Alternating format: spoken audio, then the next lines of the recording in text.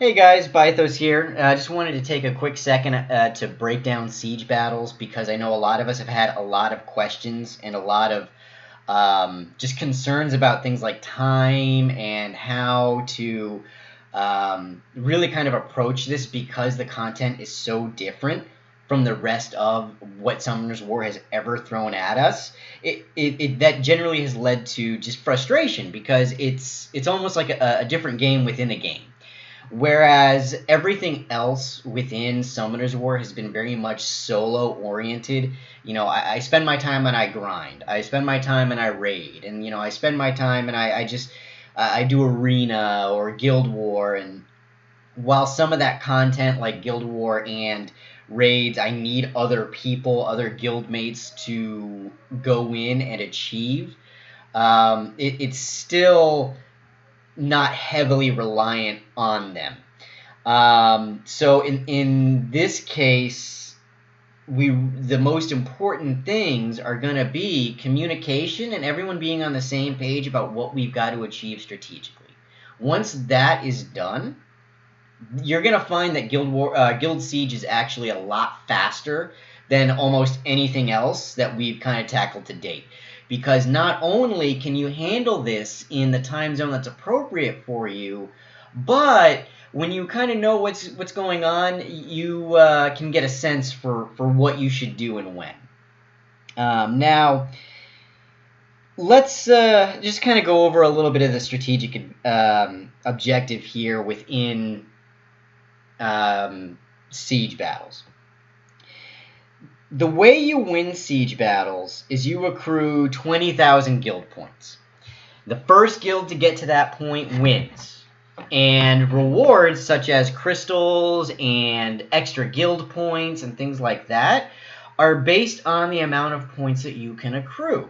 So even if, say, we're not the winning guild, as long as we're getting to somewhere like 10,000, 15,000 guild points, we're still getting a huge reward. So being number one is not 100% necessary, but we're still in it to win it, right? So the way we're getting those points is by control of these individual towers, and they're all labeled 1, 2, 3, 4, 5, 6, 7, 8, 9, 10, 11, 12. So this, whenever we're in battle and we're saying, hey, hit tower, red 8, that means hit the red guy that has tower 8. Or yellow 12, so on and so forth. So the big thing to know is that every guild starts off with 12 towers in the exact same order and in the exact same formation. So the first kind of objective that we want to do is we want to take some points away from the enemy by taking these towers and get more for ourselves while reducing the amount they're getting. And that's really the whole objective to the game. Now, you might be noticing some of these like little, white road-looking things in between towers. So these roads connect all of the towers, and we can only attack a tower that's connected via a road from another tower. So for example, if I were to go to yellow here, I could attack their tower right here, but I can't attack the tower right over here because we have no road connection to it. And the other big thing that you need to know about these connections is that if a tower is not connected to the headquarters, you cannot get points from it. So for example, Tower 10 is connected to Tower 5, to Tower 2, to the headquarters, meaning we're getting full points from Tower 10. It's also connected via route to Tower 11, to Tower 6, 7, 3, back to the headquarters. So just as long as there's a continual path, a continual road from the headquarters to the tower, we can get points. But let's say if a guild came in and they took Tower 11, Tower 6, Tower 5, and I can't see the register here, hold on. And they took Tower 9 from us. So if they took 9, 5, 6, and 11, but we kept Tower 10, we would not get any points from Tower 10. So the most important things are to make sure that these towers are all connected, and we can continue to get those guild points every single tick towards victory. So that means that sometimes, in order to defeat a guild, all you have to do is disconnect a single tower to prevent them from collecting points, which is going to force them to attack that tower. So, for example, if Tower 2 was the only tower connecting, 5, 6, 11, 7, these towers over here, and we had somehow lost Tower 3, Tower 1, Tower 4, and Tower 8, if someone came in and took Tower 2, that would mean we'd actually lose 6 points per turn for taking that single tower rather than just the 1 point. So if that happens, then you should know that, okay, you should log in and you should think and you should check, are any of our paths disconnected? And if they are, I need to attack the tower that's going to connect that path back. So in this way, a single tower isn't just worth 1 point. It could be worth 2 points. It could be worth 3 points, 5, 10, as many as other towers connect to it. So that simple mechanic is going to drive the majority of the strategy for the way we approach these battles and the way we kind of avoid getting overextended, and how we go about controlling the board and making sure the opponents can't do it. Because again, if we are coordinated, if we know what we're doing, if we're on the same page, we're going to have an advantage over the other guilds that monsters simply don't translate to. So as long as we're approaching this methodically, you're following the shots that are called by the shot caller, the war master, the battle commander, whatever you want to call it, we're going to win, and it's not going to take up all day. So if we're switching modes into how to attack, offense and defense, what's the flow of the game? So on the attack side, we have a maximum of 30 monsters we can use per siege to attack with. That means that we get 10 attacks that we can use using our offense before we, as each individual player, before we completely run out of options to do. So once I've used 30 monsters, I am out. I can't do anything. I can't help to do anything whatsoever. However, on defense is unlimited. And what I mean by that is, let's say, you see how in Tower 10 here we've got, 2 of Highlander's defenses, Leica, Sheenrock, JD's.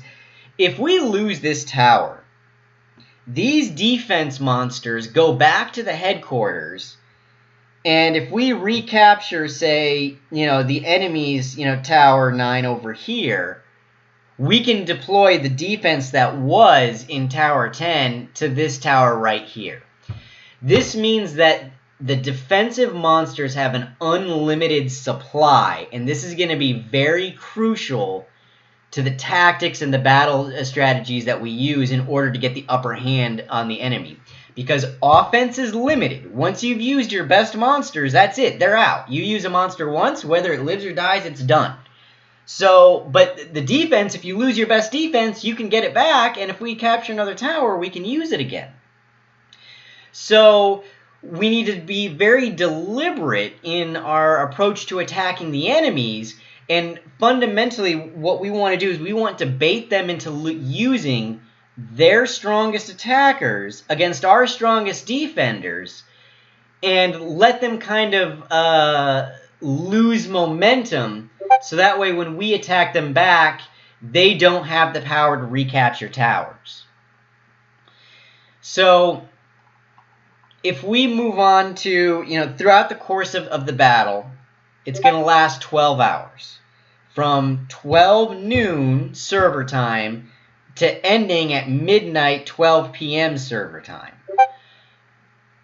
So you've got a full 12 hours to go and attack. But there are a couple of key phases here, and I've broken them down into 3 phases. The first 3 hours of the battle I call the command and rush phase. This is where a lot of the rest of the battle strategy is going to be determined based on what happens in the opening rush. So this is where the strongest attackers that we can possibly get in when the siege battle opens needs to go in and command the battlefield. So we need to go in and dominate the different towers, go in and push the objectives and make the other guilds react to what we're doing versus us going in to react. Phase 2, which is really like hour 3 to about hour 7, is the control phase. Now, in a lot of cases, the guild battle, the siege is going to be won by about hour 6, depending on which guild dominates the field. So it's up to the people who are attacking in the control phase, hour 3 to about hour 7 or 8, to control the gains that were made in the command phase, the first phase, and or retaliate against, gain control of the field from what the other guilds have done.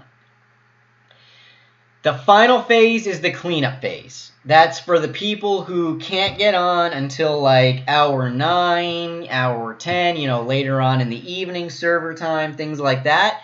And their objective is to come in and, as much as they possibly can, do what they can to either keep control of the battlefield or reconnect towers to get us as many points as we possibly can if we're in a losing situation, or try to seal off the victory if it's close.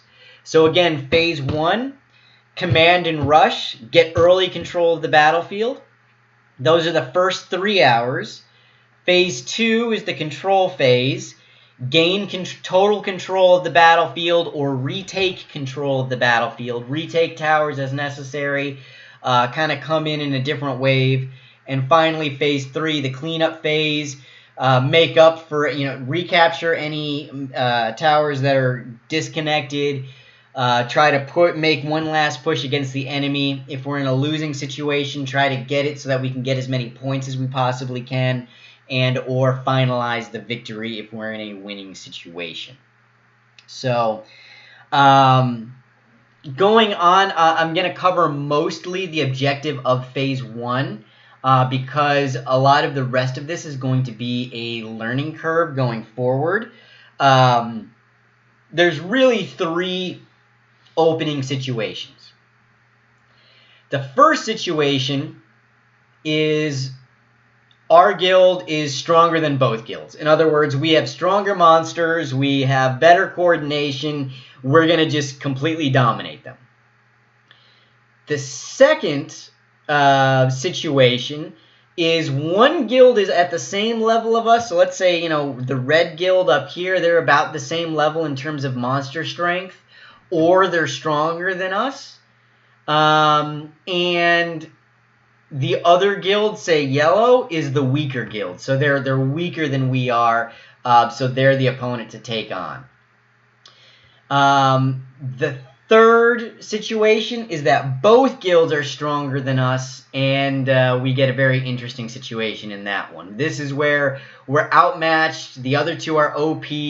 It's Visioneers against Swag and Epic Fail, and we're like, oh crap, what are we going to do? So I've kind of broken down the 3 opening situations for that, and the different kinds of operations that we want to do. So during the situation where our guild is stronger than both guilds, we're going to undertake what I call the shock and awe or the Blitz strategy. That means in the first hour, the objective here is to take Tower 10, Tower 11, and Tower 12 from both enemies, because they're going to have their strongest monsters in the center here usually, across 10, 11, and 12, because this is where everybody can attack. And really the objective is, your coordinator says, okay, we're going to hit Tower 10 and Tower 12 for yellow first. We're going to hit Tower 11. We're going to have a 1 hour timer before we can attack the next layer inside. And then what we're going to do is we're going to come over and we're going to do the exact same thing on the red team.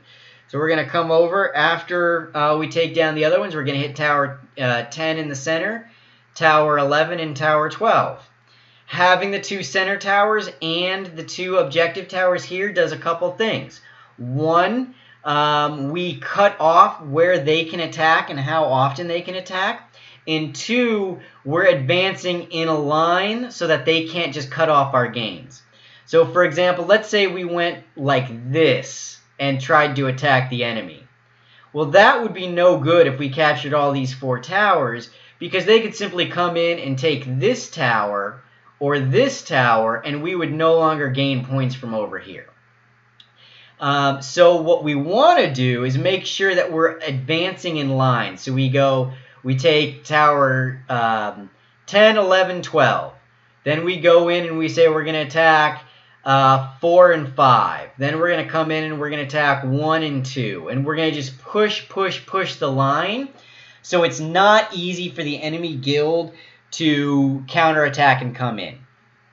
So in the situation where it's total blitz, total shot operation, total shock and awe, we're coming in and we're attacking in lines on both fronts, both yellow and red, and we're just pushing them back towards the base to minimize what they can get. And really the objective is to try to get to about 22 points per turn at that point, which means we're getting points much faster than they are. So if we take these 5 towers from both sides, that's going to give us 22 points, and that means both enemy guilds are only going to be receiving 7 points. That means that we're going to get a definitive advantage in the command and rush phase, and they're not going to be able to do anything. Now, the more likely situation is really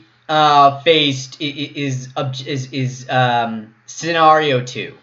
Scenario 2 is where one guild is the same level strength as we are, and the other one is stronger, or stronger, and the other one is weaker. So in that case, what we want to do is we're going to go in. Now during this, we're going to see all 3 guilds named at the top. It'll say, Visioneers, it'll say, Epic Fail, it'll say Random Guild 01. Now, when it says that, excuse me, I'm sorry for the coughing. It's getting cold around here, so it's all good.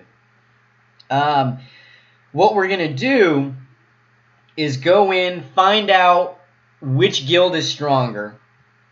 So, for example, let's say it's Epic Fail and it's Random Guild 01. What the guild battle would do is go into the guild panel, search for that guild, and see where their members are ranked, and find out the one with the weaker ranks before the battle starts within the first 5 minutes.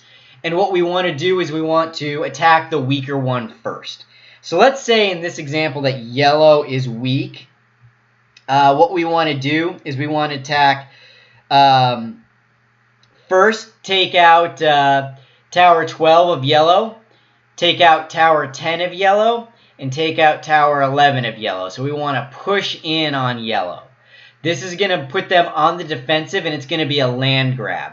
So I call this the flanking strategy. So we want to flank red by taking over yellow, because yellow's weak, and red's also going to come into yellow because they're going to find out pretty quick that those guys are weak also.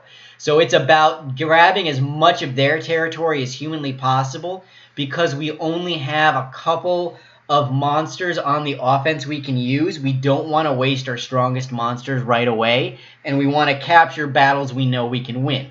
So the weaker guild is the one that we want to attack and destroy. Now on the northern front, we aren't going to want to attack these towers yet, because we know for a fact that all of the guild's strongest defenses are going to be on the front lines, and their middle defense are going to be in the middle, and their weakest defenses are going to be near the headquarters, we don't want to waste our attacks on a very strong red tower 10 right now, because if we take, let's say we take this tower down. We take it down, we capture it, awesome. Well, now we've used up our strongest attackers to take this tower, because these are the strongest defenders. And yes, we gain it for an hour, but unfortunately, those defenses go straight back to the headquarters. And because the red guild is stronger than we are, or on the same level as we are, what's going to happen is they're going to take a tower from us. We're going to lose towers. They'll attack 9, they'll attack 10, they'll attack 8, or they'll retake their tower 10, and they'll redeploy that awesomely strong defense that's like 5 Camoons and Chasins and Theos, and we're like, oh my god, it's all light pandas and light Chasin, and, death and despair and destruction awaits us. I mean, because I don't know about you, just look at our defense on Tower 10. I don't want to deal with this twice. You don't want to deal with this twice. We're going to lose if we deal with this twice because of attrition. We don't have that many good counters to these monsters. So, if the red guild is stronger than us, don't attack them.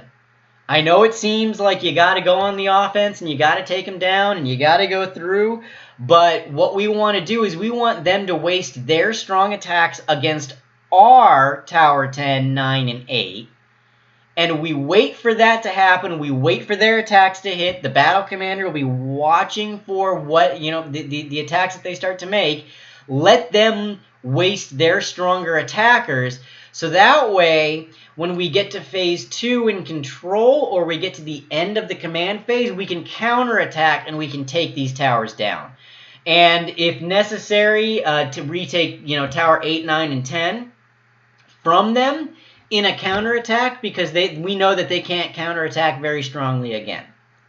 So to recap, in the scenario where one guild is the same strength or stronger than us, and the other guild is weaker than us, in this example, if yellow is the weaker guild, we go all out pushing into yellow and taking territory from yellow because they're weaker, and we turtle up against red. We let red waste their attacks against yellow and us. We let them exhaust their offense because offense is limited, defense is unlimited. And then we counterattack them after they've done their initial rush, replace our defenses, and screw them up. So that brings us to the final scenario, and then I'm going to wrap up the video and we'll go from there. The final scenario is if both guilds are stronger than us.